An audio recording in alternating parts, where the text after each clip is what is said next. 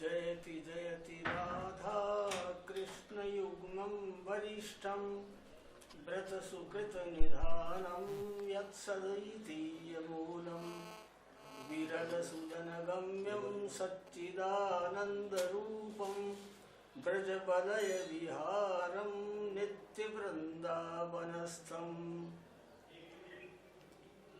श्रीकृष्णपादयुगलं शिरसा नमामि यत्रान्वितश्रुतिगणो न विरोधमेति यद्ध्यानयोगनिरताश्चदा प्नुवन्ति केशेन्द्रवन्द्यमनिशं मनसा गिरा च यत्सम्प्रदायाश्रयणान्नराणां श्रीराधिका कृष्णपदारविन्दे प्रेमागरीयान् सहसाभ्युदयति निम्बार्कमेतं शरणं प्रपद्ये।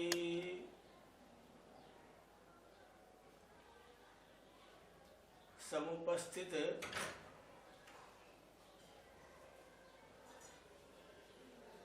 श्रुति स्मृति सूत्र तंत्र पुराणादि यावन् निखिल शास्त्र पारावारेण विविध विद्या विद्योतितान्तःकरण श्री भगवत चरणारविंद मकरंद सेवन परायण समस्त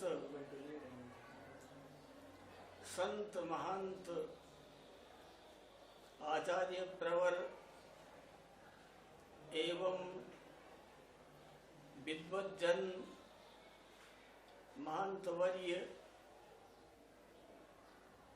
तथा भगवत चरणानुरागी परम भावुक भक्त महानुभाव एवं परम भक्तिमती माताएं, श्री निम्बार्क भगवान जो भगवान आनंद कंद नंद नंदन सर्वेश्वर श्याम सुंदर श्री कृष्ण जिनके करकमल में सदा सुदर्शन चक्र विराजित हैं, उन्हीं के वे अवतार हैं। श्री निम्बार्क भगवान सुदर्शन चक्रावतार हैं और भगवान श्री कृष्ण की आज्ञानुसार आपने इस धराधाम पर अवतार धारण किया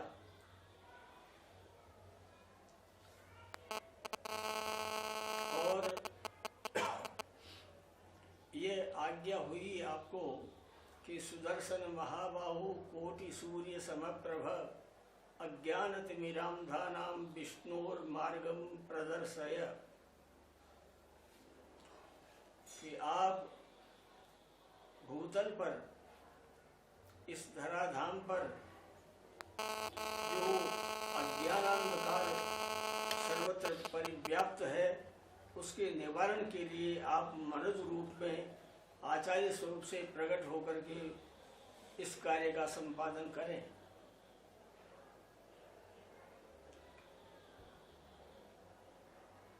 आज के 5000 वर्ष पूर्व, जबकि 5109 वर्ष होते हैं, आप दक्षिण भारत में जहाँ वर्तमान में पैठण के निकट मूंगी ग्राम है और उसी ग्राम के निकट गोदावरी प्रवाहित है और उसके पावन रमणीय तट पर अरुणाश्रम है, वहीं पर महर्षि अरुण वहाँ पर निवास करते थे और माता जयंती वहाँ पर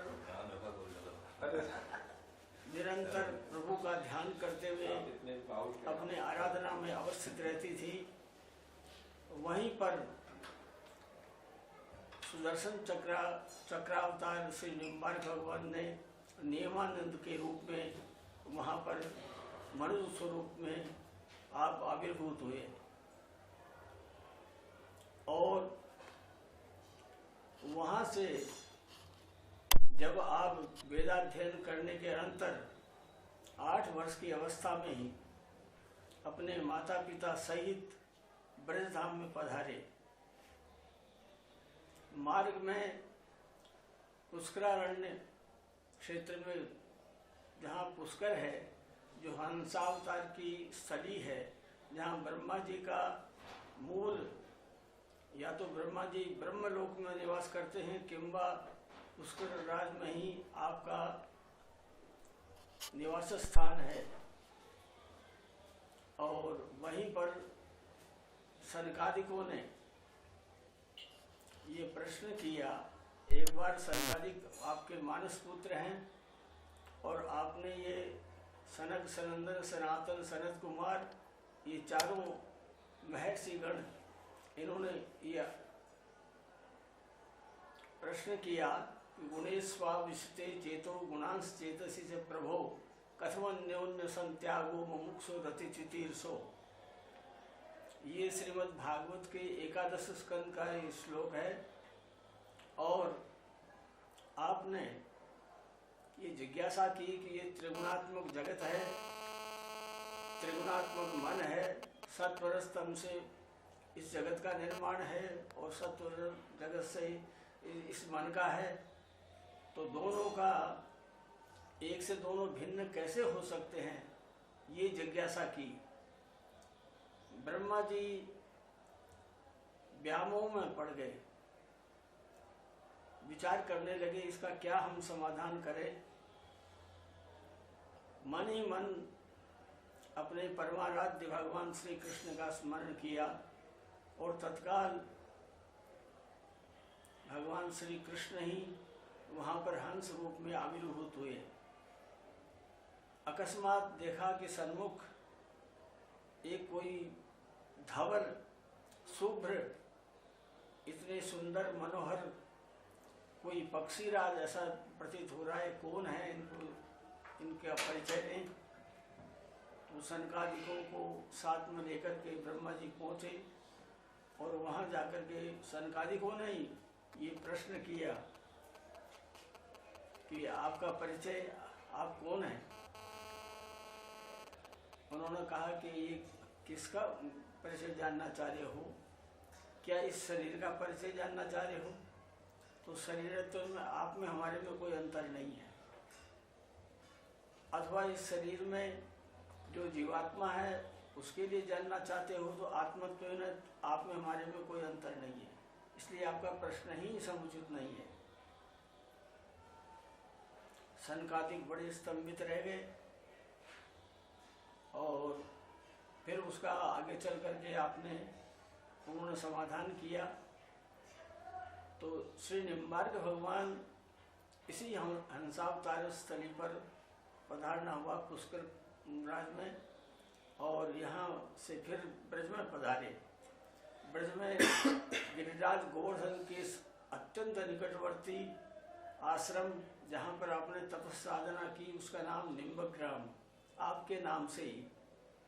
और ब्रह्मा जी जब यति रूप में वहाँ पर आपकी परीक्षण के लिए आए तो आपने निम्ब वृक्ष पर सूर्य का दर्शन कराया।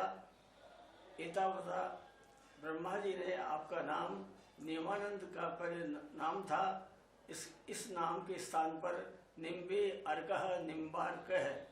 निम्ब वृक्ष में अर्क मान सूर्य का दर्शन कराया और उनका आतिथ्य किया, क्योंकि सूर्यास्त के बाद वो भगवत प्रसाद नहीं लेते थे, यति रूप में आए थे ब्रह्मा जी, और उनका समाधान किया। और ब्रह्मा जी ने आपका निम्बार्क नाम रखा और तब से फिर आपने निम्बार्क भगवान ने आपके 4 शिष्य थे। एक तो श्री निवासाचार्य जी महाराज, एक औदुम्बराचार्य महाराज, एक गौरमुखाचार्य महाराज, एक लक्ष्मणाचार्य जी महाराज, ऐसे 4 आपके शिष्य थे। और उनको आपने उपदेश दिया। श्री निवासाचार्य जी महाराज पट्ट शिष्य थे। परंपरा में श्री निवासाचार्य जी महाराज जी आते हैं। आपने जो निम्बार्क भगवान ने ब्रह्मसूत्र पर जो वेदांत पारिजात सौरभ ग्रंथ की रचना की, उसका विशदीकरण आचार्य प्रवर की आज्ञा से श्री निवासाचार्य जी महाराज ने वेदांत कौस्तुभ नाम से उसका प्रणयन किया और आगे चल करके जगतविजय केशव काश्मीरी भट्टाचार्य महाराज ने उसी पर प्रभावृत्ति एक बृहद भाष्य की रचना की।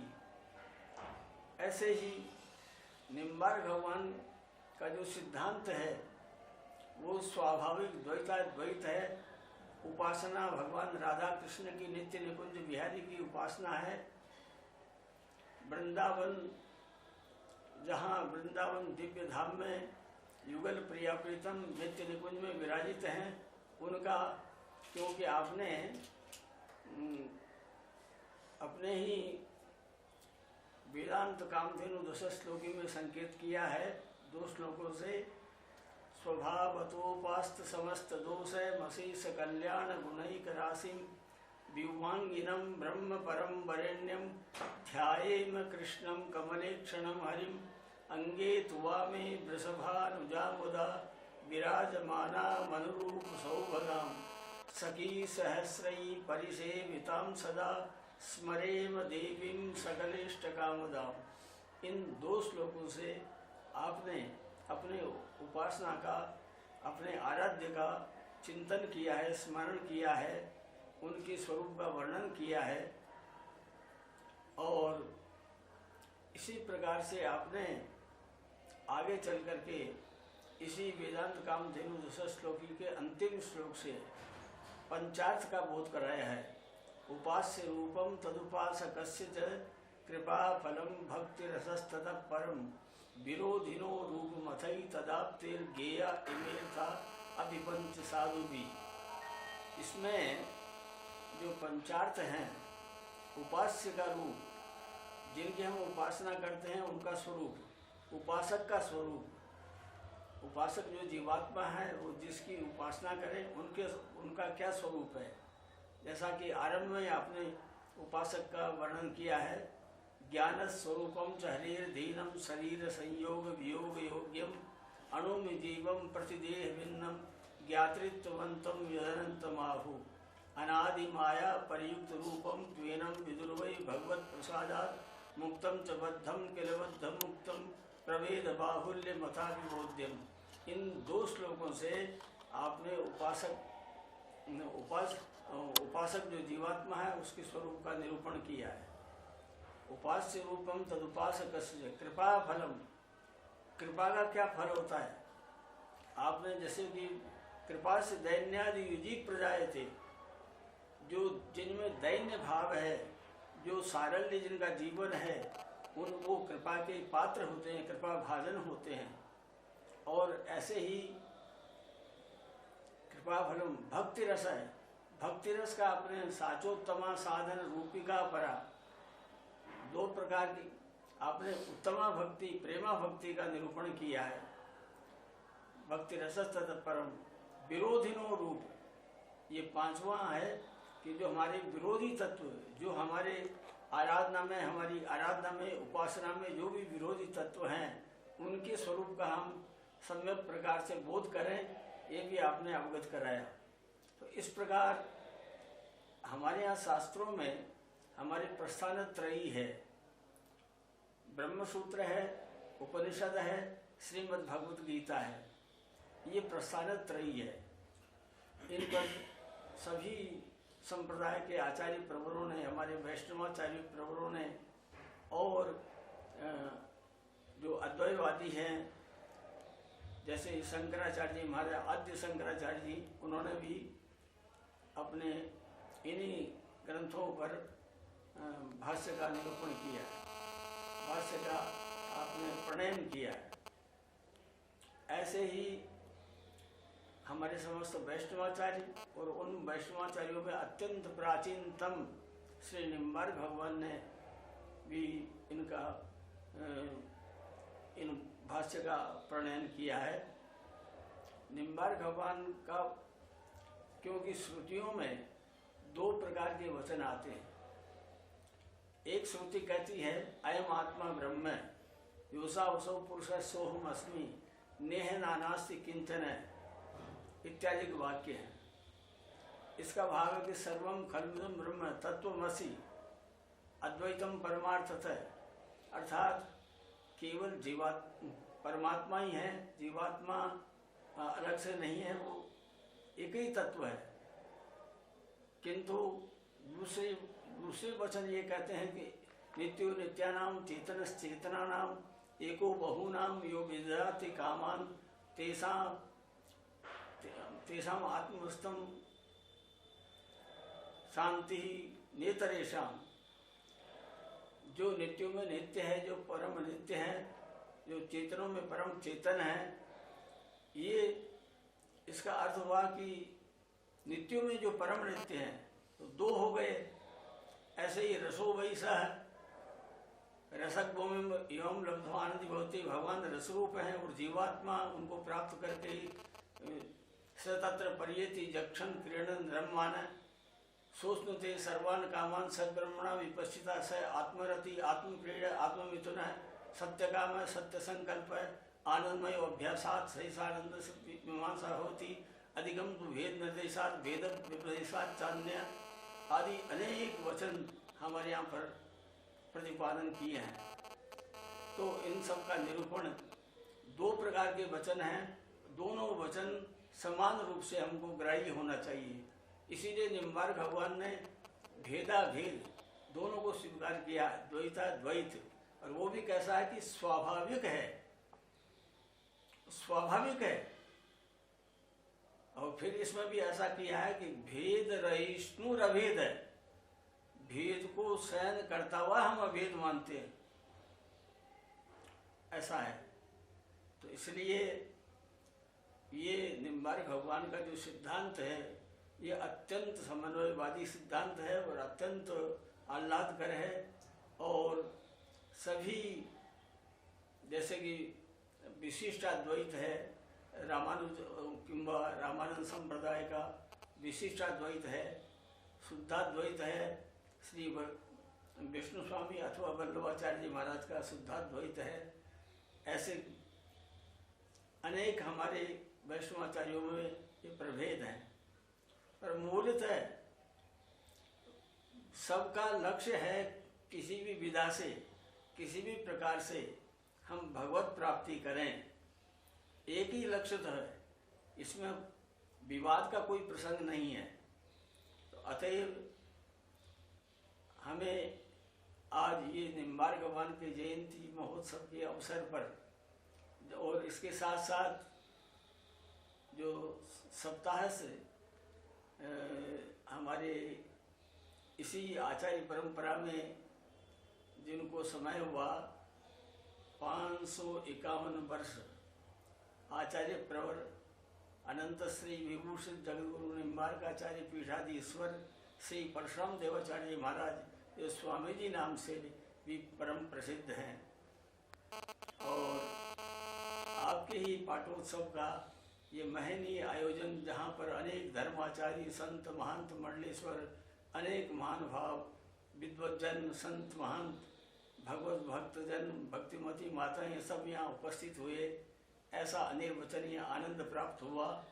ये हम सभी के मंगल के लिए अत्यंत आह्लादकर है और ऐसा अवसर बड़ी कठिनता से प्राप्त होता है। ये उन्हीं की प्रेरणा, उन्हीं की कृपा जन्य ये संपूर्ण कार्य संपादित हुआ।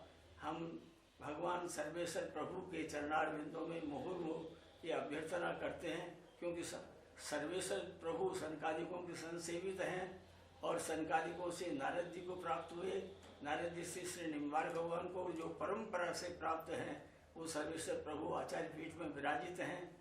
और यहाँ पर राधा माधव प्रभु वो जयदेव के आराध्य देव हैं, वो यहाँ विराजमान हैं। तो ये सभी, और यहाँ प्राचीन निम्बार्क तीर्थ है, इस तीर्थ की बड़ी महिमा है, पद्म पुराण में इसका वर्णन है। तो अनेक दृष्टि से यहाँ की अनुपम महिमा है और सभी महानुभाव यहाँ एकत्रित हुए। हम अत्यंत आनंद का अनुभव करते हैं। सभी की मंगल कामना की अभिवांछा करते हुए उन सर्वेश्वर प्रभु के चरणारविंदों में अपने भावों को विराम देते हैं।